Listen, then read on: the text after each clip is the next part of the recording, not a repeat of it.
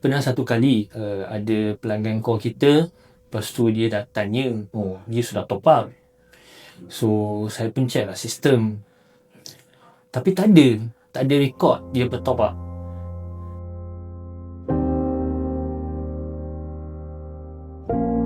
So saya pun tanya lah, cik, cik top up kat mana dekat Alun Telkom app ke?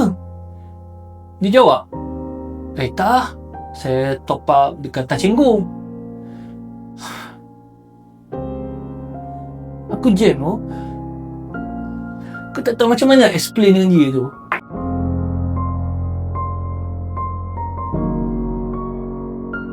Hari tu ada satu pelanggan ni, dia cakap dia nak tukar nombor telefon.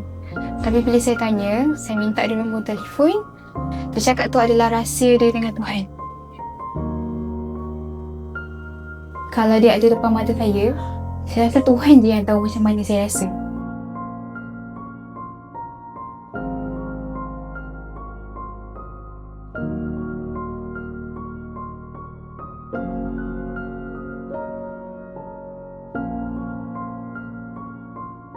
Ini yang selalu saya dapat lah. Pelanggan call saya marah-marah, cakap dengan saya internet laju sangat. Saya tanya, kalau macam tu baguslah kan? Tapi dia jawab dengan saya, tak. Kenapa?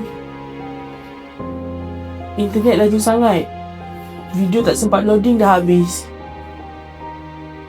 Tak ada feel bila nak scroll TikTok. Saya pun tak tahu nak jawab macam ni. Saya boleh buat, saya minta maaf. Sorry sangat. Lain kali memang terlampau laju.